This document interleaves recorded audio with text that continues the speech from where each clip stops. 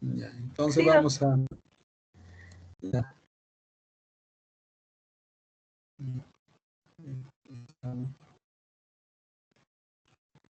Ahí está. Ahí.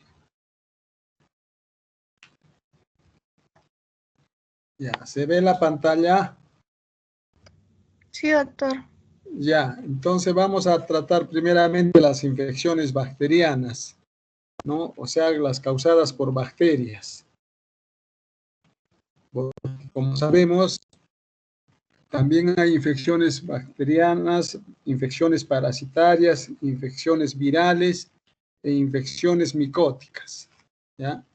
Entonces vamos a hacer ahora las infecciones bacterianas de la piel.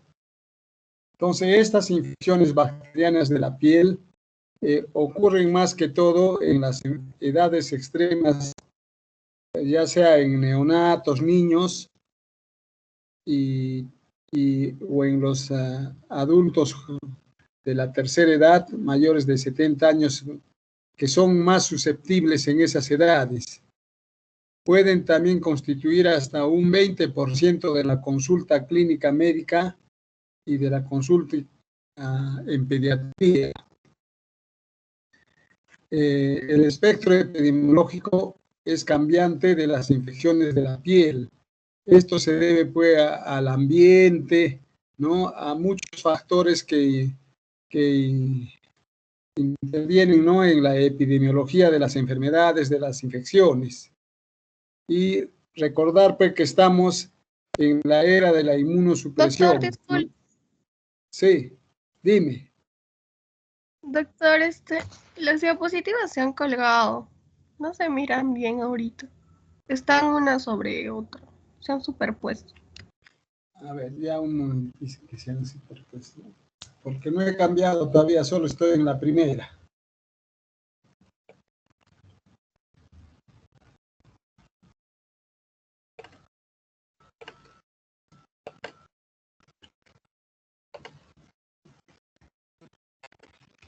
Ahora,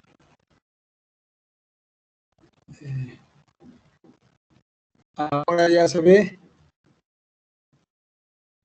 Sí, doctor, ahora sí. Ya.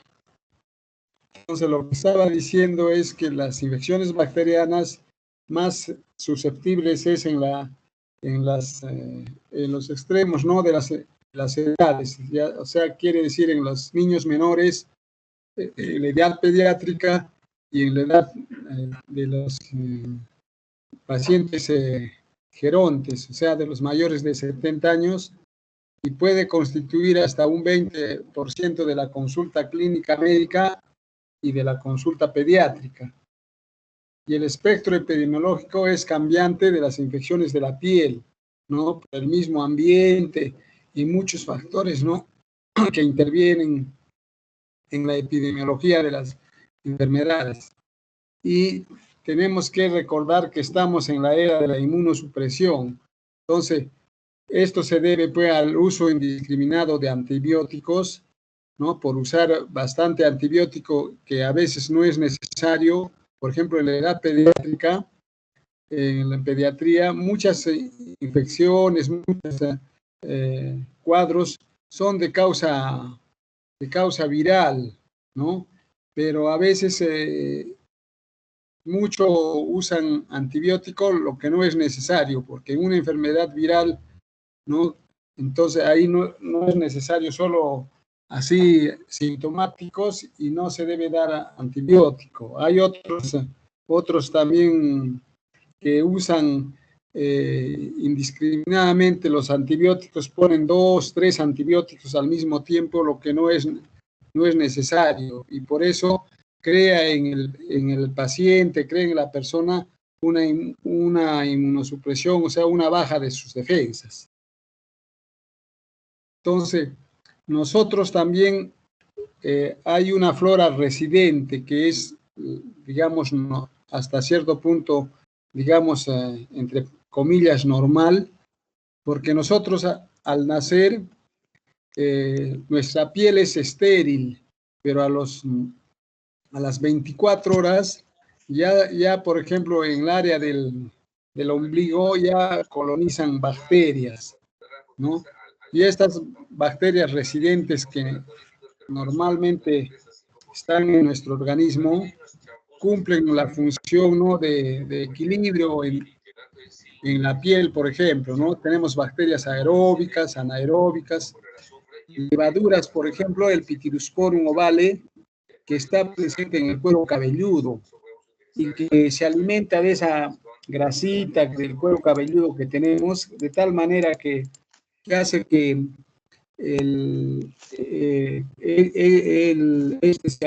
estos Pityrosporum se alimentan de la grasa y hace que haya un equilibrio, ¿no?, que nuestro cuero cabelludo no sea grasoso. Después hay poblaciones bacterianas que dependen de la presencia de lípidos, de la humedad, del contenido de oxígeno, ¿no? A veces, donde hay más humedad, también ahí entra más bacterias, hongos, ¿no? Y la piel también tiene sus mecanismos de protección, como les expliqué en la, en la práctica.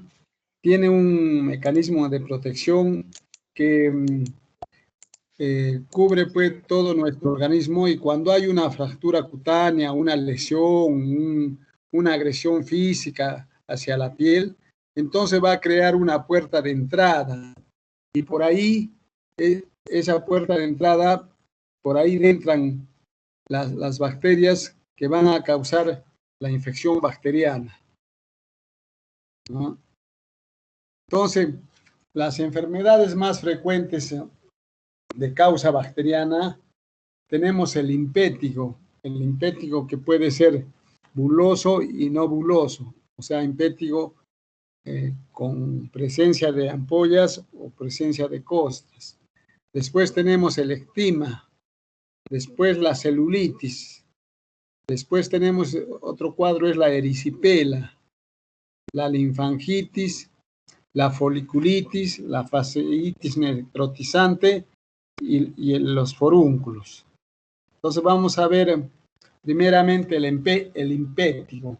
Es una infección superficial muy frecuente en los niños, ¿no? Miren las fotos, cómo son esas costras, ¿no?, que son muy características. Entonces, es una infección superficial localizada por debajo del estrato córneo, ¿no? Inicialmente hay formación de vesículas, de pústulas, y después ya se van formando costras superficiales, y algunas son melicéricas, que se parecen al color amarillo de la miel, ¿no? Por eso le hice un nombre, melicérica. Son características, y ese color amarillo es porque la bacteria que más predomina es el estafilococo dorado o estafilococo aureus, ¿no?, que significa aureus es oro. Entonces, por eso es pues las costras amarillentas, ¿no?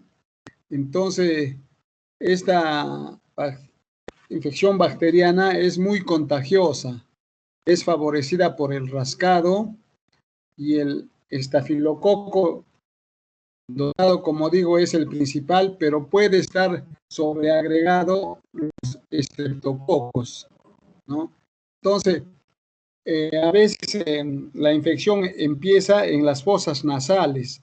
Ahí está el reservorio donde está el estafilococo, y de ahí se extiende a las lesiones en la cara, como vemos en la foto del niño, de la carita que está con esas costras, que después ya se ha pasado encima de los labios, al mentón, y con lo que él se rasca o se toca, se va contagiando más, y puede contagiar a sus hermanitos, por ejemplo, ¿no? Entonces son lesiones características que tienen que tenerlas muy en cuenta. Después, otro cuadro es el eczema. El eczema también más frecuente es en niños y en trabajadores del campo. Especialmente dan las lesiones en las piernas, ¿no? Es como decir un impétigo, pero más profundo, ¿no? tiene predilección por los miembros inferiores y la gente que más se encuentra es el estreptococo. Y esto también es favorecido por las picaduras. Entonces, se le pica al paciente, se rasca y ahí entra la infección bacteriana. El eczema se caracteriza porque la lesión es de base más ancha, más grande y más profunda la lesión.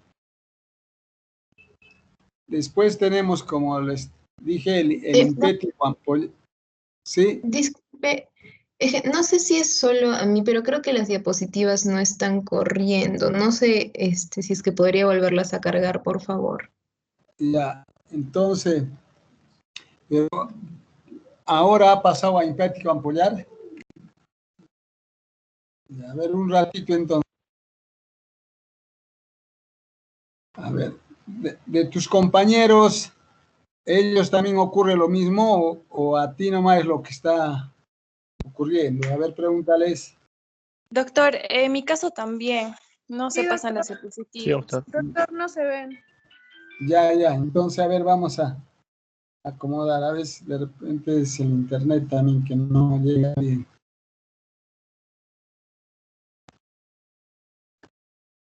Y ahí se ve.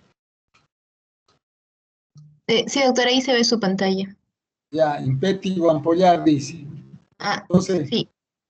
el impétigo ampollar es también por Staphylococcus aureus y presencia también como hemos dicho, en las edades extremas, pero más que todo se ve en recién nacidos y en los ancianos.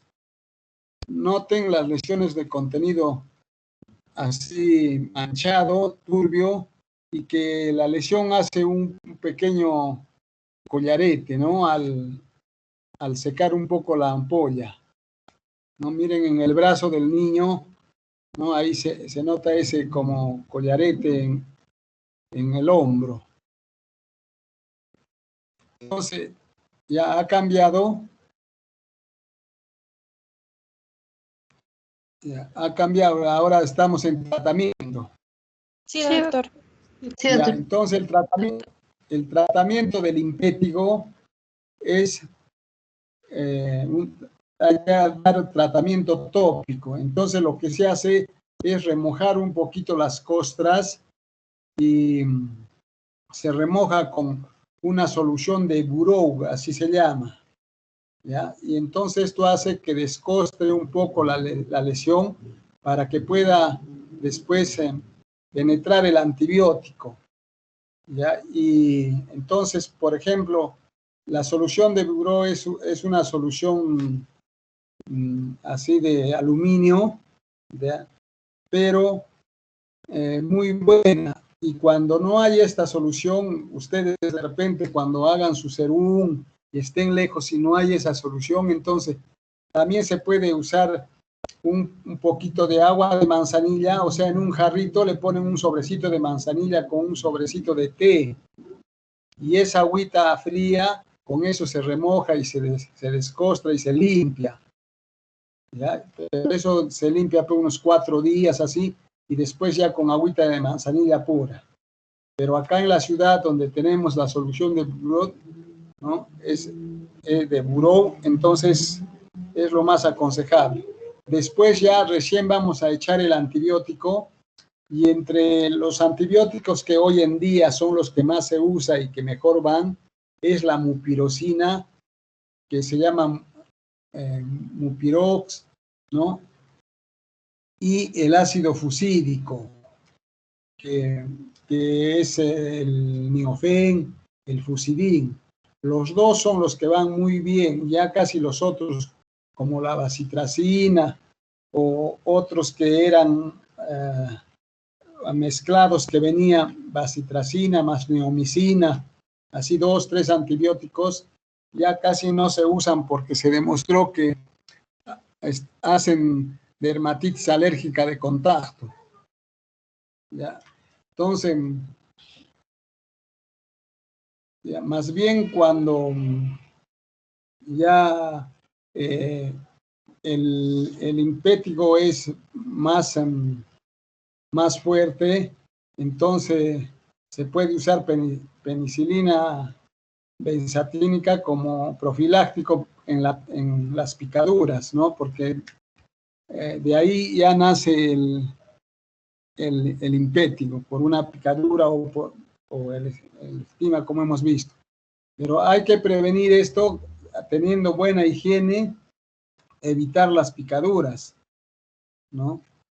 Entonces, siempre también cuando está fuerte se acompaña y se da en el tratamiento antibiótico sistémico, ¿no? Como cualquier jarabe que tenga penicilina o las cefalosporinas de segunda, tercera generación, y después la amoxicilina más ácido clavulánico.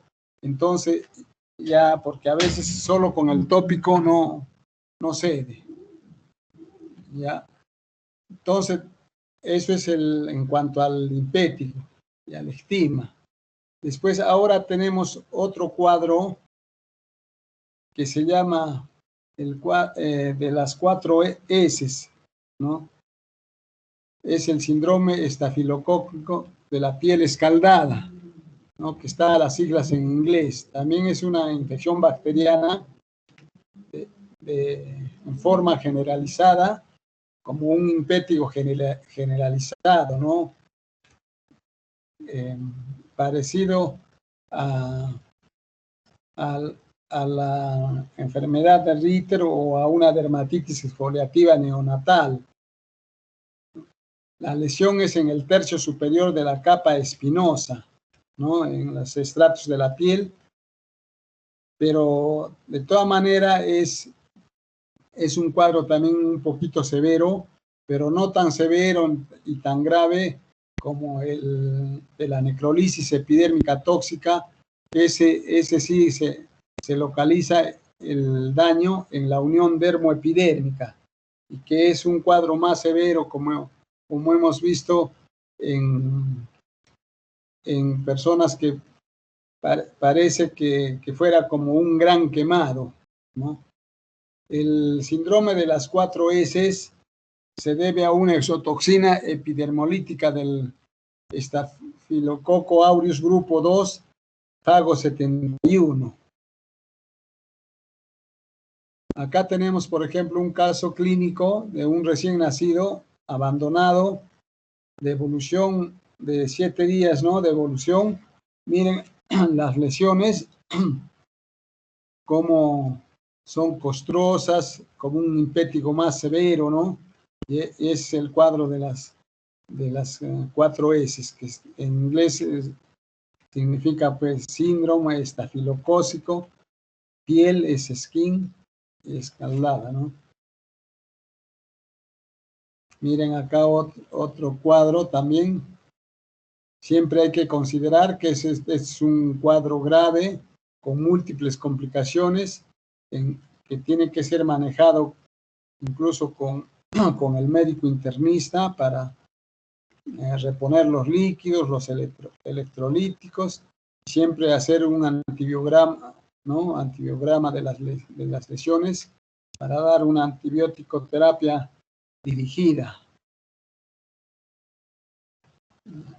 Entonces, después tenemos otro cuadro de las infecciones bacterianas, que es la erisipela, ¿no? La erisipela y la celulitis son muy parecidas. La erisipela es la piel roja, caliente, tiene el aspecto de piel de naranja y sus bordes están bien localizados, bien delimitados, ¿no? A diferencia de la celulitis, que la lesión es más profunda y los bordes son más imprecisos. Entonces, la puerta de entrada de la erisipela es una fractura cutánea, una lesión cutánea, y puede presentarse con ampollas. Lo más frecuente es, por ejemplo, esta erisipela que da en la cara. Por ejemplo, vemos en la fotografía, es una lesión eritematosa, brillante, bien localizada, ¿no? Y el agente etiológico mayormente es el estreptococo. El estreptococo beta hemolítico del grupo A.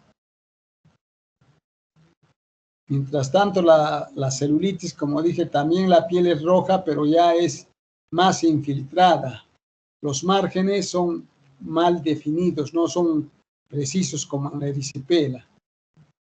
Presenta una linfadenopatía dolorosa regional con linfangitis. Vemos acá, toma gran parte del miembro superior y del miembro inferior. Incluso en la celulitis puede formarse, ¿no?, abscesos, ¿no? Y el estreptococo es el más frecuente. En cuanto al tratamiento de la erisipela y de la celulitis, más que todo de la celulitis, que es más severo el cuadro y más profundo, hay que dar una dosis única de antibiótico, ya sea intramuscular o endovenoso, ¿no? Y después seguir el tratamiento por el mismo medicamento, pero por vía oral, ¿no? Y ya el manejo es ambulatorio. Pero también a veces los pacientes tienen alguna enfermedad subyacente, como por ejemplo diabetes mellitus. Entonces, en este caso, hay que hospitalizarlos a los pacientes, ¿no? Porque se sabe muy bien que un cuadro de diabetes mellitus se descompensa cuando hay una infección interna, así sea de la piel, sea de una infección urinaria o una infección interna, se descompensa y los valores de la glucosa se suben 200, 300 y entonces el paciente hay que hospitalizar.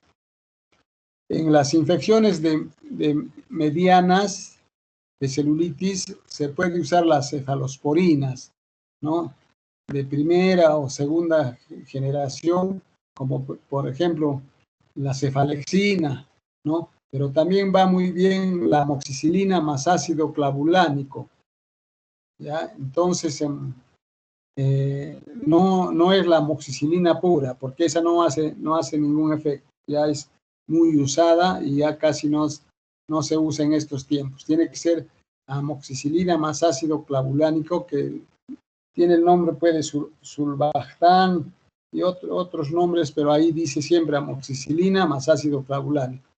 Y hay veces que hay que poner clindamicina, porque también puede agregarse a la lesión de la celulitis.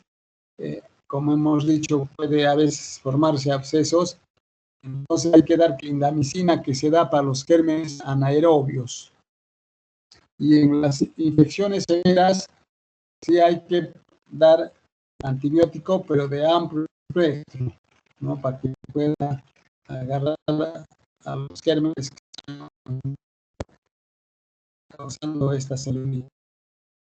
Tenemos otro cuadro que son las linfangitis, que son procesos linfáticos, incluso linfáticos subcutáneos. Los patógenos más comunes que vemos en las linfangitis son el estreptococo del grupo A, después el estafilococo aureus, la Pasteurella multósida, ¿no?, que esa más se ve por la mordedura de personas, o sea, de humanos.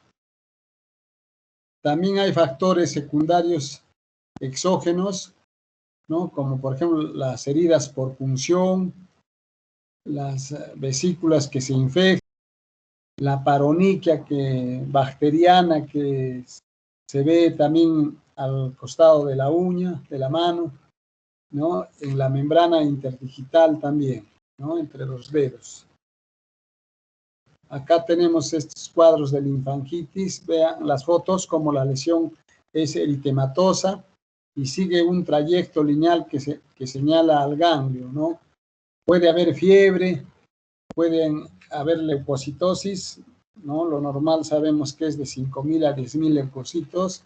Entonces, por encima de 10.000 ya consideramos el aumento lo llamamos leucocitosis. Y pueden haber complicaciones como úlceras y sepsis. Y el tratamiento de la linfangitis es con antibiótico, especialmente con penicilina y cefazolina, ¿no? Entonces, después tenemos estos cuadros que ya casi es lo mismo, pero que por la localización y por la profundidad es lo que se diferencian. Por ejemplo, tenemos la foliculitis. La foliculitis es la infección, por ejemplo, hay foliculitis del cuero cabelludo o foliculitis en la espalda. Son granitos así uniformes, casi toditos parecidos, que a veces se da por una infección en la piel y que en casos también se ha visto por usar el uso continuado de corticoides. Entonces ahí ya se llamará foliculitis corticoidea. Después tenemos el forúnculo, que es también la localización de una lesión, ¿no? Que ya es más grande la lesión. A veces puede ser única o puede ser varias. Cuando son únicas se llama forúnculo y cuando son varias se llama forunculosis. Hay formas propias de forúnculo. Por ejemplo, el orzuelo que en el párpado es una forma de forúnculo que se llama orzuelo, ¿no? También en la nuca, por ejemplo, hay el antrax, también es otra forma de forúnculo grande y a veces se caracteriza porque drenan por varias bocas y por ahí sale pus. Entonces a eso se llama el signo de la espumadera, ¿no? Porque por varios sitios sale el drenaje de la pus, de la secreción. Y la hidrosadenitis, que es otro cuadro que se caracteriza porque la lesión es en las axilas y esa lesión es más profunda, más rebelde al tratamiento. Entonces a veces incluso tenemos que dar el antibiótico, no le hace casi mucho, incluso a veces tenemos que dar isotretinoína, que es un medicamento para infecciones así del acné severas y también nos sirve para la hidrosadenitis, ¿no?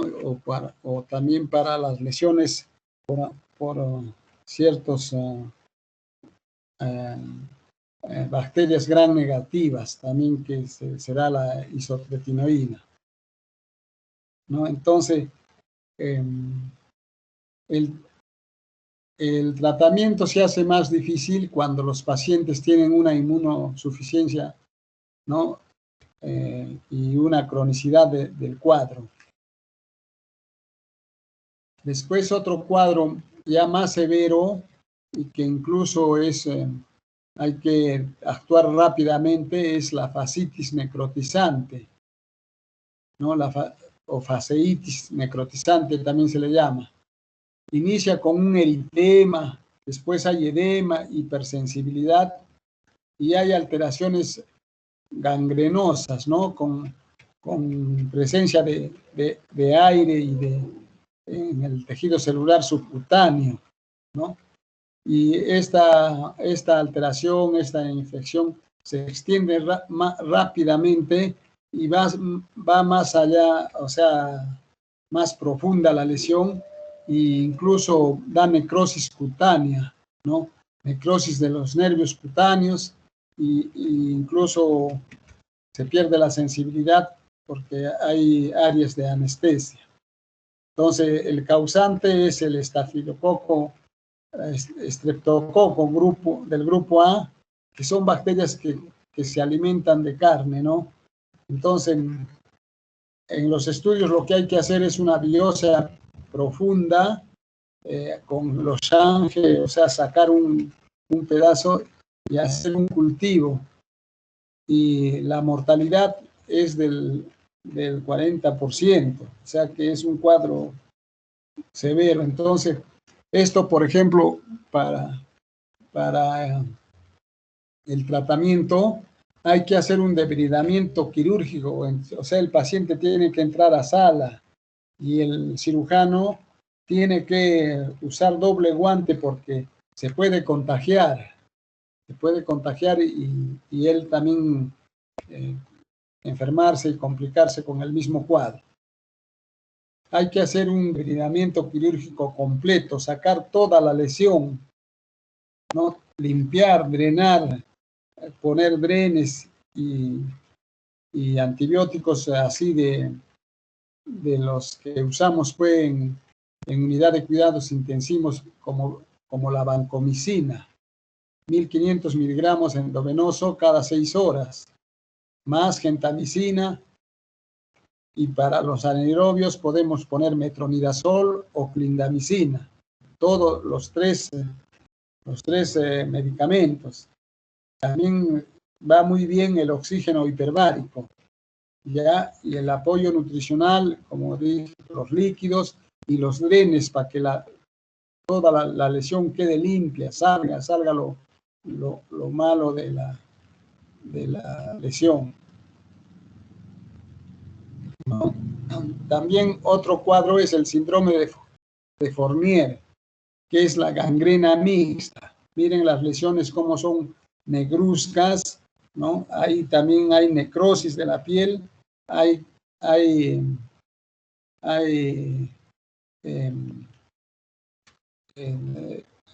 así bacterias patógenas mixtas, tanto estafilococo como estreptococo, ¿no?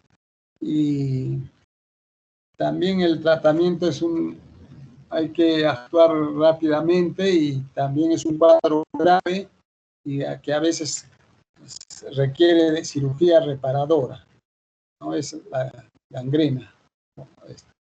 Entonces acá tenemos un cuadrito donde de lo que hemos hablado. Entonces, por ejemplo, las infecciones bacterianas anteriormente también se llamaban piodermitis, ¿ya? Y ahí tenemos, por ejemplo, el impétigo, la etiología del estreptococo y el estafilococo, y la clínica va a haber vesículas y ampollas, y el tratamiento es con mupirocina o ácido fusídico. Y cuando se da tratamiento sistémico, tiene que ser a base de penicilina o sus derivados, ¿no? De la penicilina. En el eczema igual vemos que la etiología es el estreptococo, el estafilococo, pero la clínica es una úlcera sucia, ¿no? Con una base ancha, como hemos dicho. El tratamiento hay que remojar con la solución de Buró, ¿no? Limpiarla, descostrar las costras y el tratamiento tópico y también penicilina de primera elección como tratamiento sistémico. La erisipela, igual, este es un cuadrito ya un resumen, igual a celulitis, ¿no? Y también las infecciones a gram negativos, como acá tenemos, por ejemplo, los protios, la pseudomonas, la klebsiella, ¿no? La Escherichia coli, ¿no? Y la clínica se ve como una lesión macerada. Hay que hacer una limpieza profunda, quirúrgica, y el tratamiento es en base al antibiograma, ¿no? A ver qué medicamento es resistente, qué medicamento sí es sensible, y dar, pues, de acuerdo al resultado del antibiograma.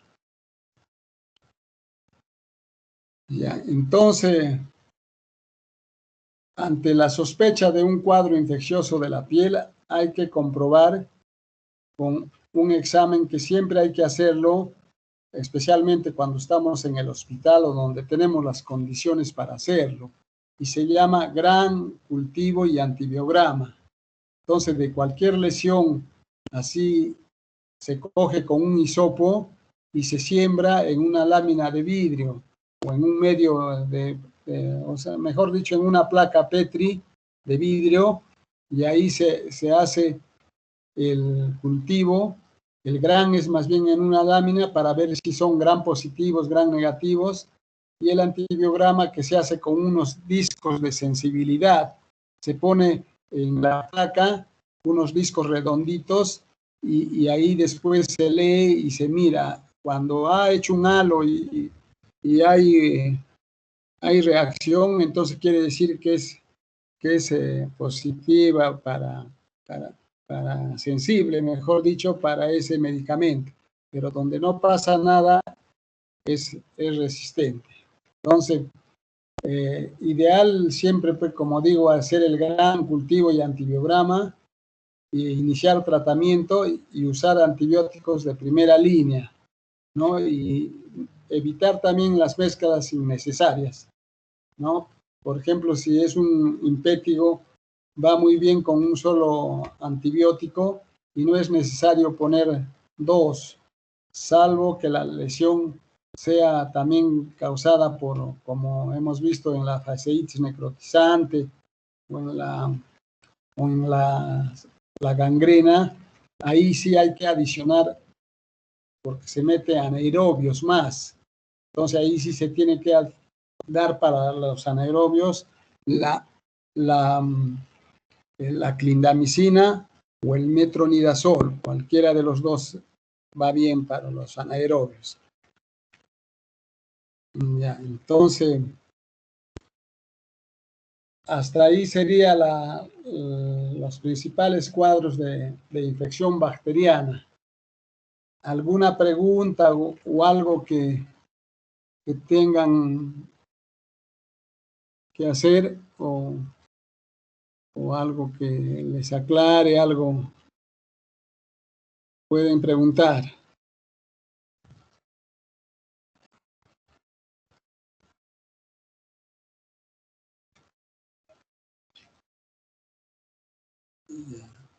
Entonces, vamos a pasar ahora a las infecciones micóticas.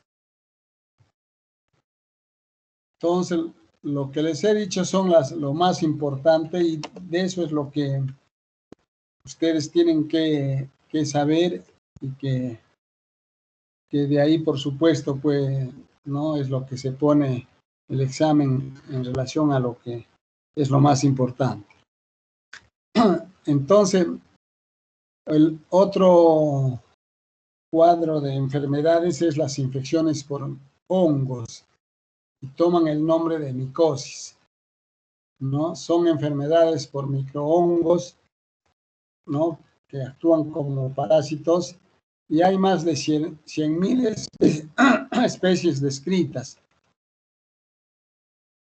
50 son patógenas y 20 dan enfermedad sistémica, ¿no? Entonces los hongos actúan como hongos oportunistas, ¿no? Y más que todo ahora en estos tiempos que es la era de la inmunosupresión, ¿no? Esta patología de los hongos se observa en todas las ramas médicas. La micosis es estudiada por la micología médica, ¿no? Y los hongos constituyen el reino fungi. No son plantas, no contienen clorofila, ¿no? Y las enfermedades que tenemos, por ejemplo, son el micetismo, la micotoxicosis. También puede agregarse afecciones alérgicas, ¿no? Puede darse reacciones alérgicas de los hongos, y también micosis. Estas reacciones alérgicas pueden ser por inhalación a veces de lo que hacemos, la limpieza, por ejemplo, de cosas libros de nuestro estante donde están los libros, y a veces lo hacemos de tiempo. Entonces ahí están las esporas fúngicas, las esporas de los hongos, ¿no? En la humedad de las casas, ¿no? Y dan una reacción alérgica de asma bronquial, ¿no?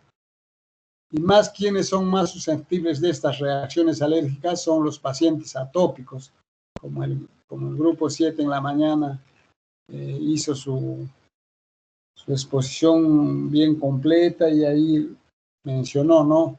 Que también incluso puede dar conjuntivitis alérgica, y también hay onicomicosis de las uñas no tratadas. También hay que tener en cuenta en las micosis el huésped, ¿no?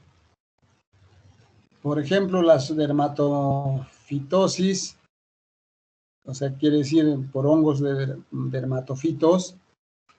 Hay dermatofitosis severas de difícil diagnóstico y de tratamiento, por ejemplo, en los pacientes que tienen diabetes, los que cursan con linfomas, que tienen compromiso inmunológico y en el síndrome de Cushing, ¿no? Entonces, ahí el huésped está comprometido y el cuadro son más severos, más difíciles de tratar.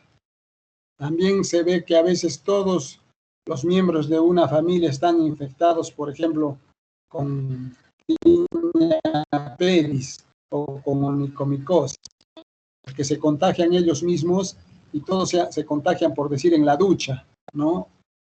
Entonces no usan las chancletas para bañarse, las sayonaras, y a veces con el pie descalzo, entonces uno al otro, todito se contagia. Y también son más susceptibles, pues, los atópicos. Los pacientes atópicos son más susceptibles de cualquier cuadro. La edad también tiene que ver mucho. En niños, la mayor susceptibilidad es a las tiñas del cuero cabelludo, ¿no? Por dermatofitos que pueden ser antropofílicos, zoofílicos o geofílicos. Entonces, ¿qué quiere decir? Antropofílicos, es de persona a persona se contagian. Zoofílico es de animales a personas se contagian. Por ejemplo, el agarrar la mascota, el gatito, el perrito. Y geofílico es tierra. Los niños que a veces juegan con la tierra, entonces ahí se contagian. Y los géneros que más, de hongos que más están frecuentes es el Trichofitum y el Microsporum, ¿no?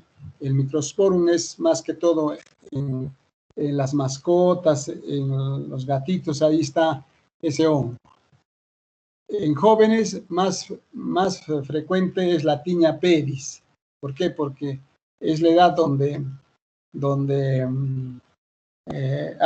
se hace más deporte, se usa más las zapatillas, ¿no? El material mismo sintético hace que el pie sude y esté húmedo y haya calor, y entonces el hongo se mete fácilmente porque es su hábitat.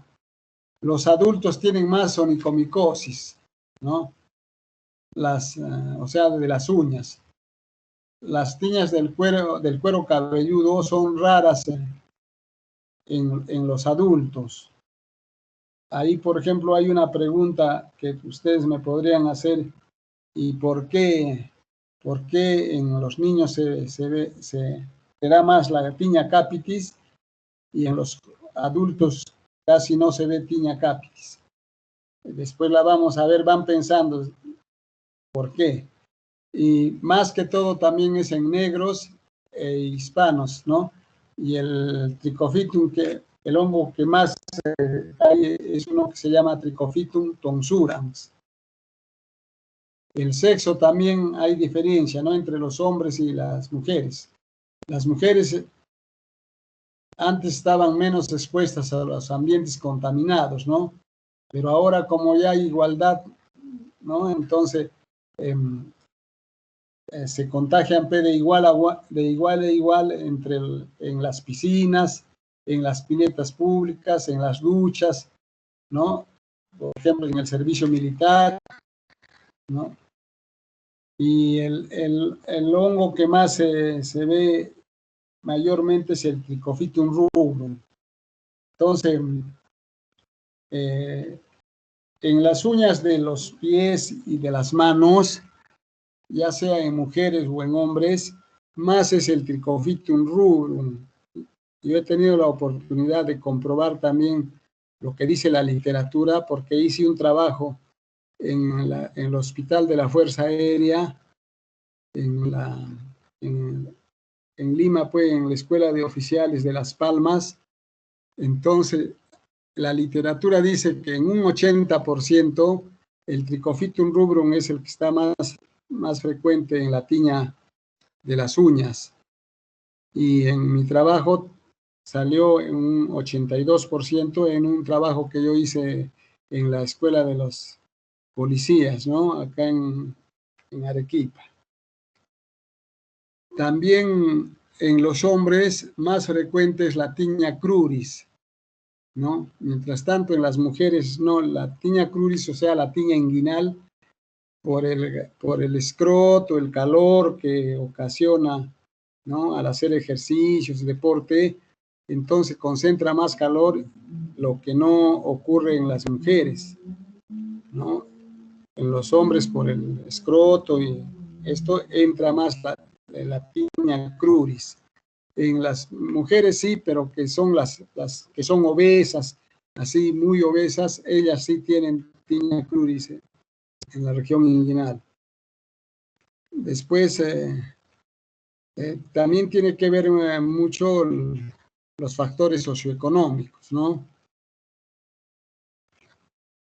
También hay resistencia a la infección de los hongos, ¿no? Los dermatofitos nativos se adaptan al huésped o viceversa y dan infecciones crónicas, pero no inflamatorias, o sea, no causan infección. Probablemente, dice, por la resistencia adquirida.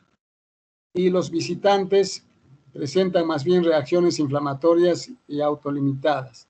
Entonces, el Trichophytum rubrum es el que presenta más susceptibilidad genética. También tiene que ver con los hongos, el clima y la vestimenta. La tinea pedis, por ejemplo, de los pies es más frecuente con el uso de calzado cerrado, el calzado deportivo de suela de goma, como hemos dicho, el uso muy frecuente de la zapatilla, ¿no? De la suela sintética del calzado. Y lo que se refiere al calzado cerrado es pues en los policías, del personal del ejército o los mineros que usan pues el zapato hasta arriba con canillera. Entonces el zapato cerrado concentra calor, concentra humedad y lo tienen todo el día. Entonces ese paciente, esa persona, de hecho pues tiene hongos, ¿no? En los pies. También yo una vez he tenido la oportunidad de ser jurado de una tesis y más bien el que presentó el título decía, ¿quiénes no tienen tinea pedis? O sea, el personal que no tenga tinea pedis en el ejército, porque si él ponía los que tienen, nada iba a darnos de apoyo o de nuevo, ¿no? Porque ya sabemos que la gran mayoría tiene, entonces, ¿qué aporte sería su trabajo? Entonces, más aporte fue cuáles fueron los que no tenían, ¿no?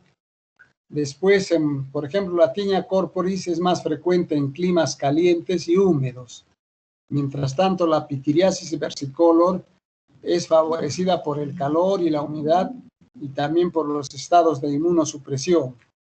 No, ahorita ya vamos a ver así, ya caso por caso, para que vean cuál es la diferencia de uno y de otro.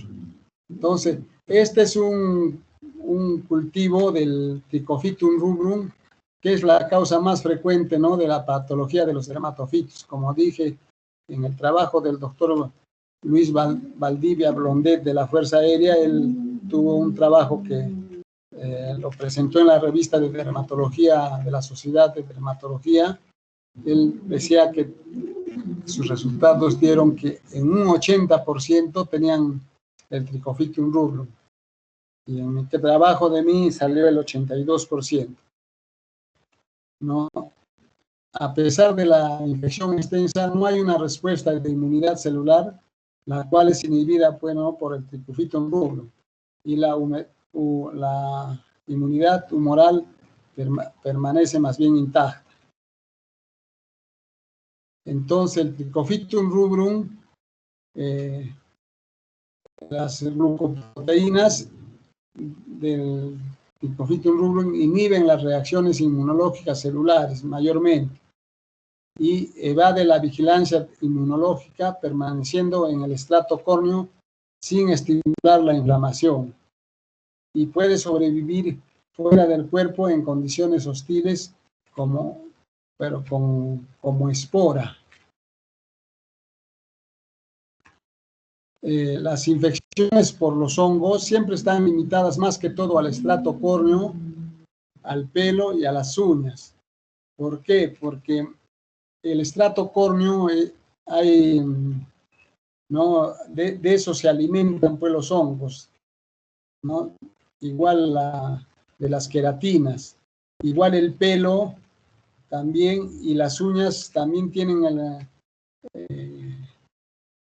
queratina, entonces ahí de eso se alimentan y por eso es que afectan tanto al estrato córneo de la piel, al pelo y a las uñas. Y hay algunas, ¿no?, que afectan a la dermis, que ya son más profundas, y al tejido subcutáneo. Entonces, las infecciones por hongos pueden ser por hongos que se llaman dermatofitos, pueden ser por cándida, en este caso la mayoría a veces es la cándida albicans, son subcutáneas por implantación, y cuando son sistémicas o profundas ya lo hacen el contagio por diseminación hematógena, como vamos a ver en las infecciones por hongos profundos. Entonces acá este es un cuadrito para resumir lo que hemos dicho. Entonces este cuadrito está ahí, antropofílicos, ya hemos dicho que es cuando se contagia de persona a persona, y ahí está el Epidermophytum frucosum o el Trichophytum rubrum o el Mentagrophytis y los Microsporum, ¿no? Y los zoofílicos cuando es de animal, o sea, de los animalitos a la persona, y cuando son geofílicos de la tierra, el polvo, ¿no? Los niños más que todo, por el Microsporum canis y el Microsporum gicium.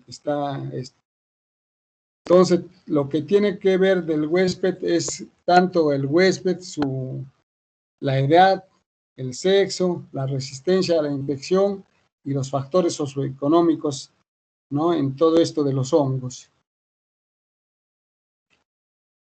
Ya, en cuanto a las infecciones sistémicas, ya son los hongos que son las infecciones más profundas. Entonces acá tenemos ya otro tipo de hongos que son menos frecuentes, pero más difíciles de tratar. Y acá tenemos la histoplasmosis, la blastomicosis, la coccidioidomicosis y la paracoccidioidomicosis, ¿no? Y por hongos oportunistas tenemos la criptococosis, la aspergilosis, la mucormicosis y la candidiasis sistémica, ¿no? Y todo esto más que todo en un huésped inmunocomprometido. Entonces, ¿qué factores favorecen las micosis? Entre los factores externos hemos dicho los alimentos, la ocupación, el vestido, el hacinamiento, el deporte. Y entre los factores internos, las lesiones preexistentes, alteraciones metabólicas, por ejemplo, y generales. Por ejemplo, en todo diabético no hay uno que no tenga hongos en las uñas o en la piel, ¿no? Todo diabético tiene las uñas con hongos. También la gestación también es un factor que favorece la inmunoterapia, y como hemos dicho, el uso de antibióticos, mucho antibiótico, entonces va a producir una inmunodeficiencia y el hongo se aprovecha y entra fácilmente. Entonces acá es un cuadrito para ver ya las micosis, como vamos a ver. Entonces las micosis superficiales de la piel son las que más fácil se contagian, más se ve esta patología pero es más fácil de tratar, ¿no? Mientras tanto, como dije, las micosis profundas más bien son menos de presentarse, pero más difícil de tratarlas. Entonces, acá tenemos ya los cuadros que vamos a describir. Cuando hay una inflamación mínima o ausente, ahí está la pitiriasis versicolor, la tiña negra o blanca, ¿no? Y los agentes patógenos, como vamos a ver quiénes la producen. Y de la respuesta que sí hay inflamación es la tiña de la cabeza. Ahí tenemos pues la tiña capitis, que tiene 4 formas de presentación y 2 son de causa inflamatoria, como es la tiña Querium de Celso y la tiña fábica, ¿no? Y también acá tenemos también como tiña inflamatoria la candidiasis cutánea. Entonces este cuadrito es el que vamos a desarrollar. Entonces, una de las infecciones más frecuentes es la pitiriasis versicolor. Como ven en la espalda de este joven o niño o adulto, se ven esas lesiones blanquitas redonditas, hipopigmentadas, ¿no? Entonces, es un hongo levaduriforme, que es el Pityrosporum, ¿no? Ahora ya se le ha dado el nombre últimamente del agente causal, antes se llamaba Malassezia furfur, pero ahora se le ha cambiado de nombre y se llama Malassezia globosa, el honguito que causa la pitiriasis versicolor. Es una infección crónica, recurrente, asintomática, ¿no? Las máculas son hipocrómicas, ¿no? Que cuando coalescen, cuando se juntan, da la apariencia de un vitíligo. Por eso es que el diagnóstico diferencial es con vitíligo. Pero ¿qué es lo que tenemos que hacer? Es un examen que se llama test de la cinta Scotch. Entonces uno le pega la cinta Scotch al paciente en las lesiones y después lo pasa a una lámina de vidrio y lo pega ahí la cinta y se le echa una gotita de azul de metileno por los costados y después se mira al microscopio y ahí se ve clarita las esporas. O sea, es positivo. En tanto, en el vitíligo sería negativo, ¿no es cierto? Porque no es hongo el vitíligo. Y acá ya vamos a ver el diagnóstico, ¿no? Entonces vamos a ver, miren las lesiones cómo son, como manchitas redonditas que a veces se juntan y hacen una lesión más grande. Y acá vemos en el cultivo que es positivo para pitiriasis versicolor. Después tenemos otro cuadro que es la candidiasis o candidosis, ¿no? También es una micosis primaria o secundaria y el agente es una levadura endógena del género Cándida principalmente. Pero hoy en día casi no es como antes que solo había la Cándida albicans, ahora hay otros tipos de Cándida más que se han aparecido, la Cándida guillermondi, otros tipos de Cándida también. Y estas manifestaciones clínicas pueden ser localizadas o pueden ser diseminadas o sistémicas, como lo vemos, por ejemplo, en los pacientes con VIH. Así se ve como estos cuadros en paciente inmunosuprimido, la candidiasis. Después tenemos la tiña capitis, que es más frecuente en los niños de 2 a 14 años. Se debe por el hacinamiento, la higiene deficiente, eso se ve también en los internados, ¿no?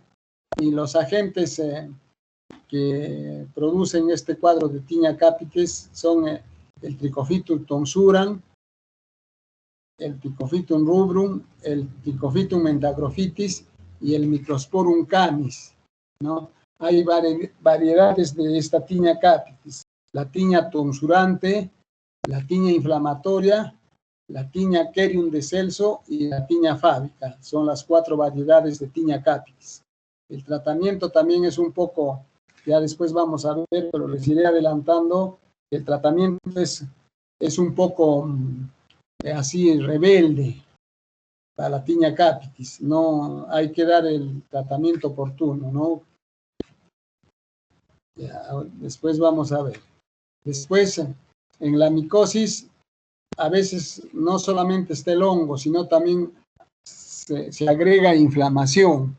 Y ahí tenemos pues la Tinea capitis de Kerium de Celso y la Tinea fábica, ¿no? Entonces, ahí hay inflamación en el cuero cabelludo. Entonces, ahí, por ejemplo, hay que dar prednisona para la inflamación y que baje primero esa inflamación, ¿no? Se pone así, se lava con compresitas de solución de Buró y después ya se tiene que dar el tratamiento, ¿no?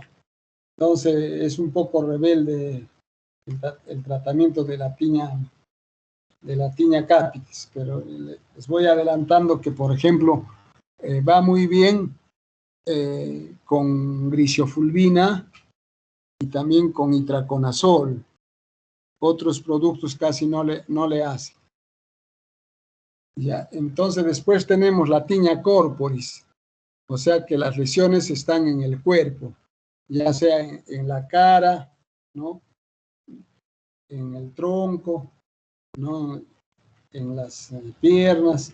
Entonces son placas eritematoso-escamosas, algo redondeadas, con el borde eritematoso activo y al centro de la lesión como que va sanando. Pueden ser una placa única o puede ser varias, y siempre el antecedente de contacto con animales, con el perrito, con el gato, y el tratamiento tiene que ser local con pomadas y sistémico que tiene que tomarse pues el itraconazol o la terbinafina. Acá tenemos las fotos de la Tinea corporis. Miren, en el centro, esa es la placa característica. En el centro va sanando y alrededor se va abriendo la lesión. Y acá en el otro es un cuadro donde tiene múltiples lesiones, miren, redondeadas, que es característico pues de la Tinea, y toma el nombre de corporis porque está en el cuerpo.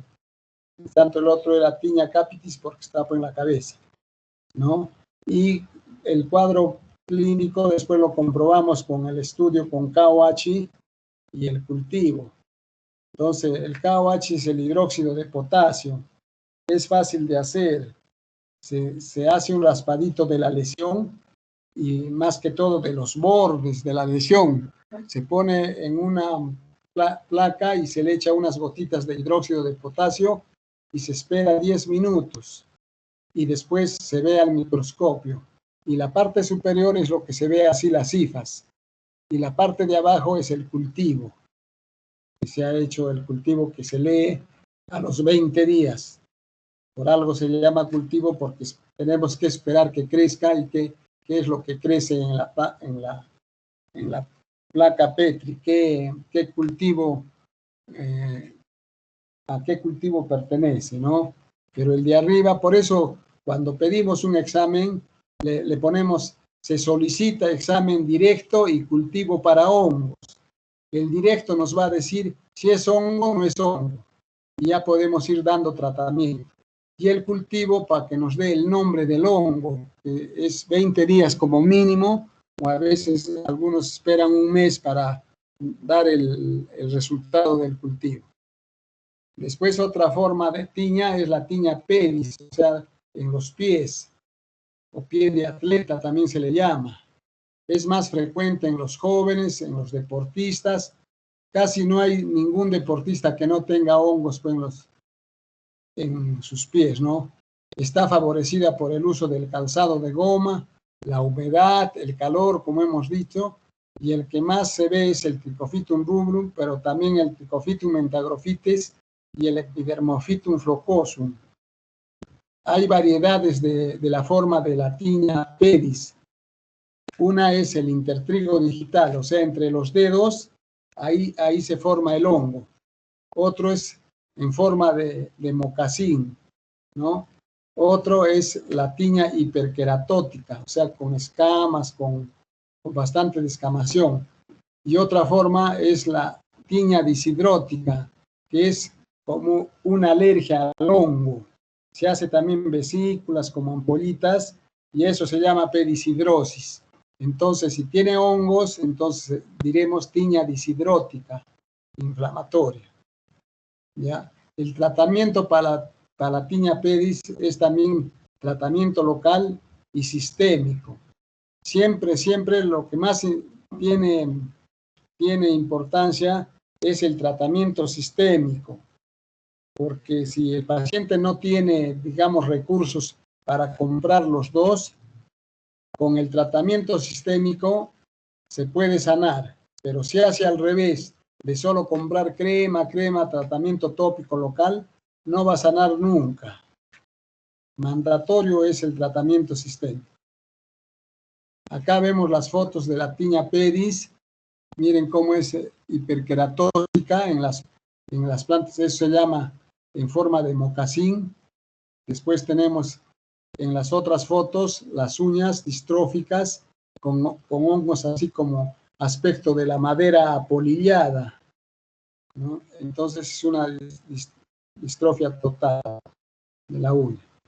La tiña cruris, como hemos dicho, en la región inguinal, puede dar en los niños, también en los adultos, y raramente en las mujeres, solo da en las mujeres que son obesas, pero no da en las mujeres así delgadas. Después tenemos la tiña de las manos. Miren esas lesiones descamativas, ¿no? A veces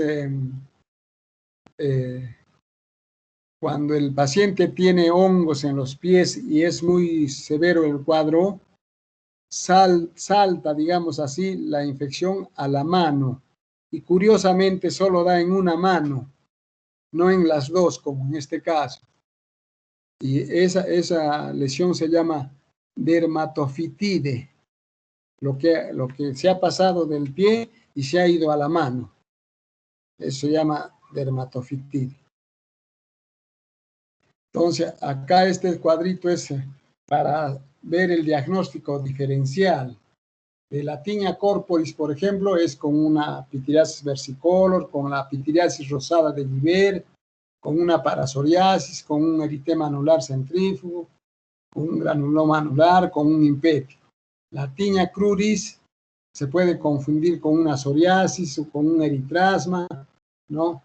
Con una candidiasis.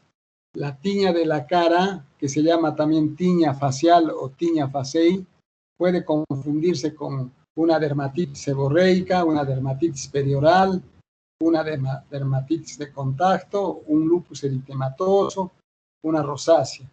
La tiña de la cabeza puede también el diagnóstico diferencial con una dermatitis seborreica, una alopecia areata, una tricotilomanía, que es el hábito de arrancarse los cabellos, una psoriasis del cuero cabelludo, y la tiña pedis puede confundirse con una disidrosis, con una dermatitis de contacto, o también la psoriasis da también en la palma de las manos o en la planta de los pies.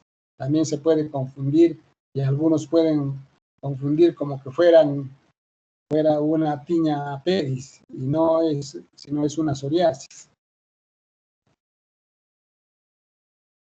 Y el otro cuadrito que les muestro es los agentes etiológicos, pero ya de las micosis sistémicas, de los hongos profundos, ¿no?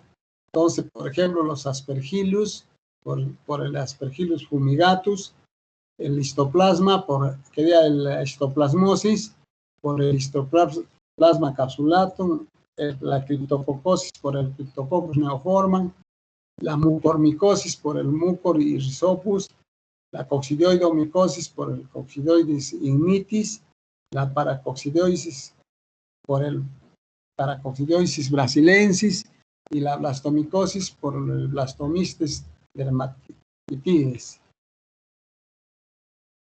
Acá más bien estas fotos son de micosis profunda. Se dan cuenta qué gravedad de cuadros, que a veces hay que llegar a la amputación, ¿no? Ahí, por ejemplo, el del pie es un misentoma que sale como pedazos de de hueso por los sitios donde tiene los orificios, ¿no? Después tenemos también otros cuadros como la lobomicosis, que son cuadros muy aparatosos que a veces incluso no se puede mejorar el tratamiento y hay que llegar a la amputación del miembro. Acá también lo que se hace en este tipo de hongos profundos, hay que hacer la biopsia, ¿no? Una biopsia porque no es como los hongos superficiales que suficientes con el examen de KOH y el cultivo. Acá tenemos que hacer la biopsia obligatorio para ver qué tipo de hongo profundo es. Y el tratamiento es con medidas generales, la prevención más que todo, ¿no? En los inmunosuprimidos hay que usar calzado adecuado, no ropa de trabajo. Acá tenemos cuadros de micosis profundas como la blastomicosis, también tenemos la esporotricosis, eso también se ve acá en Arequipa, porque es producido por el hongo que se llama Sporotrichia schenki, y que a veces está en las rosas. Uno se clava con la rosa y si tiene el hongo Sporotrichia schenki, da pues la esporotricosis. Pero más se ve en Cusco, en Quillabamba, en las zonas tropicales. Y el tratamiento, ¿no?, de estos hongos profundos, hay que evitar los factores predisponentes, el calzado, corregir las alteraciones metabólicas, el uso de antibióticos de amplio espectro, ¿no? Y más que todo tener la precaución en los pacientes inmunosuprimidos. Y en cuanto a los tratamientos tópicos para los hongos en general, tenemos pues los imidazoles como es el clotrimazol, econazol, ¿no?, el isoconazol, la terbinafina. ¿Y cuánto tiempo se da el tratamiento? Hasta que sane pues la lesión. Y son meses. Y en tratamiento sistémico, por ejemplo, la glixiofulvina, el itraconazol, va muy bien para la piña capitis. Mientras tanto, la terbinafina no va bien para la pitiriasis versicolor, pero es un buen medicamento para los hongos de las uñas. Y hay que recordarles también que el tratamiento es largo. ¿Por qué? Porque la uña se demora 4 a 6 meses en renovarse. Entonces, y sabemos que la uña de la mano crece un poquito más rápido que la uña del pie. Entonces, en el tratamiento más rápido se trata el hongo de la uña de la mano de 4 a 6 meses y el hongo de las uñas de los pies es de 8 meses o más. ¿Ya? Y hoy en día la terbinafina y el itraconazol son los que más se usan. Ya no se usa fluconazol, que es uno que se da cada semana, ya casi no tiene efecto. Y para los hongos profundos sí se da anfotericina B, que es lo que más se usa para que nos vaya bien, el fluconazol y otros azoles pues, que son nuevos, ¿no? El variconazol y el fosarconazol, que todavía a veces no los tenemos acá en el Perú. ¿No? Y el tratamiento sistémico, siempre, como les vuelvo a repetir, es con anfotericina B, itraconazol, ketoconazol, fluconazol. Por ejemplo, para la esporotricosis muy bien va el yoduro de potasio, ¿no? Y los otros azoles nuevos que están en el cuadro. Ya, hasta ahí entonces es todo lo concerniente a las infecciones. Primero hemos visto bacterianas y después de hongos, o sea, micosis. ¿Alguna pregunta que tengan?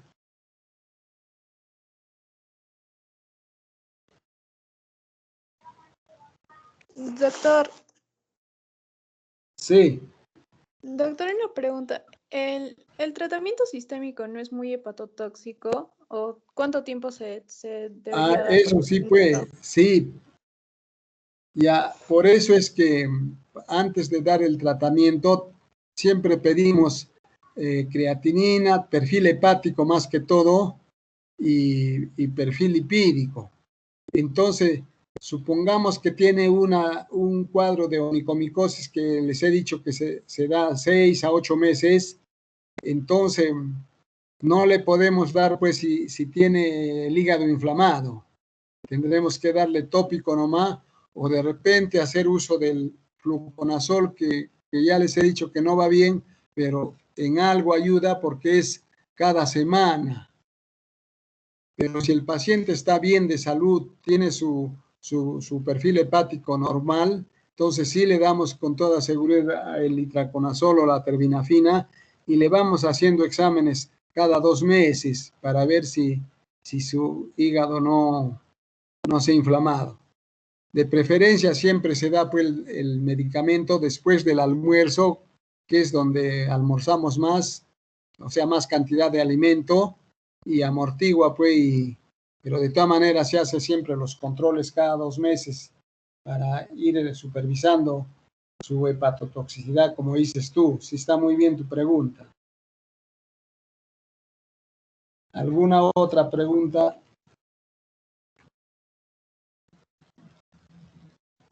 A ver, mientras que piensan alguna pregunta, les voy a decir a ustedes lo que les dije. ¿Por qué en los niños da más frecuente es el hongo en la cabeza, ¿no? Entonces, si por ejemplo en el examen yo les pongo paciente de 8 años de edad con lesiones descamativas en cuero cabelludo, por ser niño nomás y el tipo de las lesiones, ya ustedes tienen que pensar que puede ser hongo.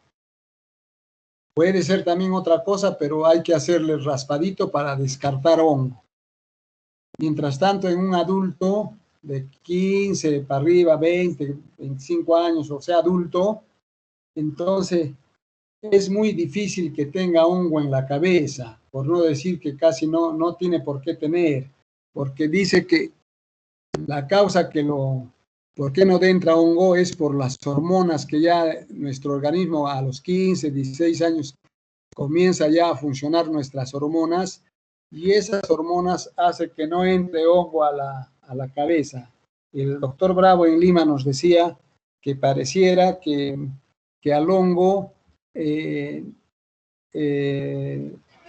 no le gusta estar porque es un ambiente así que tiene mal olor, digamos, en el cuero cabelludo y entonces fácilmente no entra el hongo.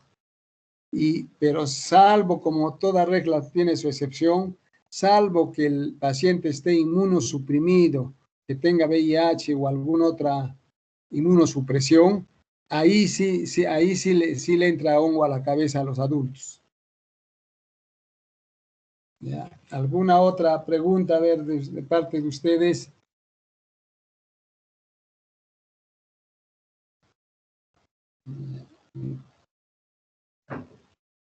Entonces, esto les voy a para que tengan para que vayan estudiando para su examen, ¿ya? Entonces, a la delegada es, ¿cómo se llama?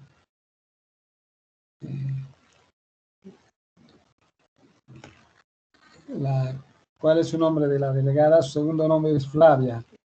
Su primero... Lourdes, doctor. Lourdes, ¿ves? No me acordaba. Entonces, ya te hacemos llegar para que les compartas a tus compañeros en la clase para que tengan para estudiar. ¿Ya? Ya, doctor, gracias. Muchas gracias. Ya entonces, gracias con todos y ya tienen para que vayan estudiando. Ya. Sí, Y doctor, entonces, gracias. Ya entonces nos vemos el jueves también con la otra clase. Ok, doctor, hasta el jueves. Muchas gracias. Hasta el jueves, gracias. Ya, Ya, ya, chao, chao, jueves, chao con gracias. todo. Hasta luego. Ya.